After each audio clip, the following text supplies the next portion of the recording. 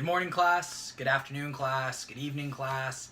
Wherever this video finds you, I hope you are having a great day. Hey, congratulations. We are less than 2 weeks away from finishing this course, finishing this term, and continuing to strive for graduation. So congrats to you. I know I'm eager, anxious, but as Paul said, I finished the race. I fought the good fight. That's what I feel like. I feel like I've put a lot of effort into this, and I hope you guys feel that way as well, and you feel confident rolling into this final week and a half stretch.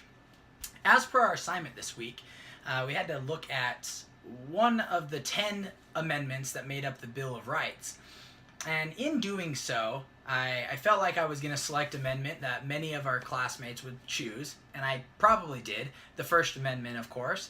But before I get into that, the Bill of Rights was proposed and written by James Madison, which was actually something new to me. I did not know that. So either the public school system failed me, or I failed myself, and the material was there. I'm not sure.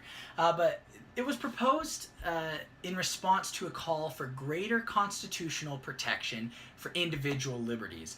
Once again, we have learned, and it's been solidified and ingrained in our thinking, that the whole purpose of the American Revolution was so we could have civil liberties, so we could be a truly free nation. And the Bill of Rights were proposed to protect the individual liberties of individual citizens. And so, like I said earlier, I chose the First Amendment, which of course is, simply put, the freedom of speech. Now, the reason I chose this amendment is not because I wanted to be cliche like other Christians, or I didn't want to be cliche like most people will resort to either the First or Second Amendment, which are both great amendments, of course, and I will watch 10 videos on the First Amendment. But for me, I thought of how does the First Amendment really apply to Christian doctrine and theology. That's a passion of mine, that's an interest of mine, and I wanted to see how I could make this connection between the two. So of course, the First Amendment is as following. I will read it as it is stated.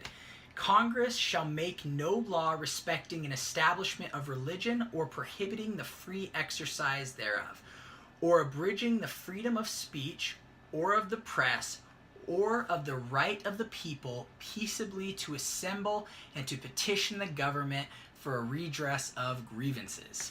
Wow. So if you are like me and have a hard time understanding scholarly language at times, simply put, the First Amendment can be wrapped up into these 3 words: freedom of choice. That's essentially what the First Amendment is. You have the choice of religion. You can practice any religion you want. You can choose not to practice a religion. You can belong to Christianity, to Islam, to Buddhism. You can belong to the spaghetti religion or the Jedi religion. You can belong to 12 different religions. It does not matter. You have that choice. You have the choice, the freedom to say or think anything that you want, especially in regards to the government. That is really something that is wonderful about our country, is not only the freedom of choice in regards to religion, which of course God gives us that freedom of choice. He gives us that freedom to choose him or not to choose him.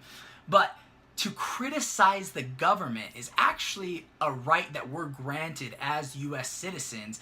And if you've turned on the news anytime in the last 60 years, you see that citizens take advantage of criticizing the government because it is our given right according to the First Amendment.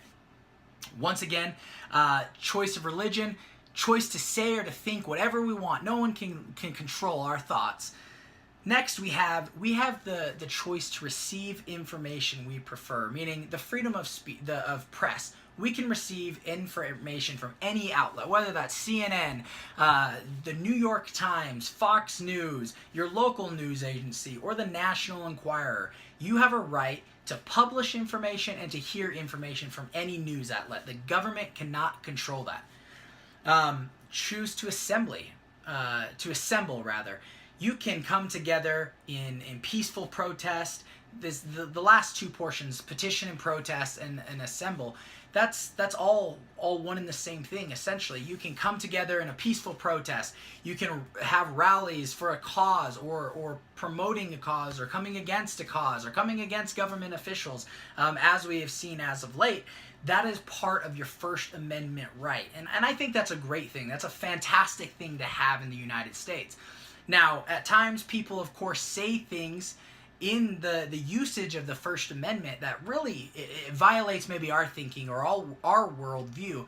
But understanding that that's what makes the United States great, is that we have this inherent right to speak our mind and to speak freely. That's what really sets us apart from other countries, is that freedom to do so. So looking up a court case, I came across a court case that I actually heard of before, and I studied pretty in depth, and it was a fascinating court case, and I of course agree with the court's decision. But it's Abington School District v. Schempp, and if you're not familiar with that, I recommend checking it out. It took place, I believe, in 1963, and it was Edward Schempp was a father, and he was a Unitarian Universalist, and his daughter Ellery was a student at this school in Abington School District in Pennsylvania. And part of the Pennsylvania state law at the time was that at the beginning of the day, at least 10 verses were read without comment at the opening of each school day. Now, of course, they were not the only state. There were 4 other states that had this similar law. And there was, it was anything from the 10 Commandments to just 10 verses. And it was part of your everyday life. And you just went on with the day after that, almost like saying the pledge on a daily basis. Now, the court ruled 8-1 in favor of Schempp and the family, that this was unconstitutional because the school was sponsoring a Bible reading, and it was considered unconstitutional. It was considered a devotional period, and that was problematic.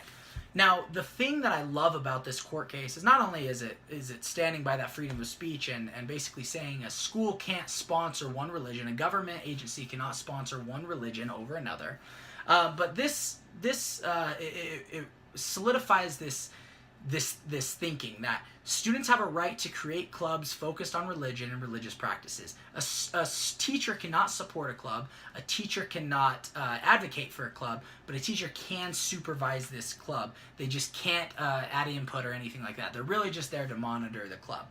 Now, I agree with the court's decision because I believe it reflects the nature of Christianity. Of course, God doesn't force beliefs upon us. He didn't want robots. He didn't create us to worship him blindly. He wanted our hearts and our desires to seek after him in everything. And I think this law, the First Amendment law, really solidifies that thinking that we have the right to choose. And my prayer is that this right to choose for us Christians means we are vocal and we speak of God's love and his grace and his mercies, and that ultimately will lead to people getting saved, that they can make that choice to follow Jesus much like we have. Thank you guys so much. I hope you enjoyed this video, and I hope you continue to push on through the rest of this semester. I believe in you, and I look forward to seeing your end of term projects and looking at all the amazing things you all have done. I believe in you. Thank you guys so much. Bye.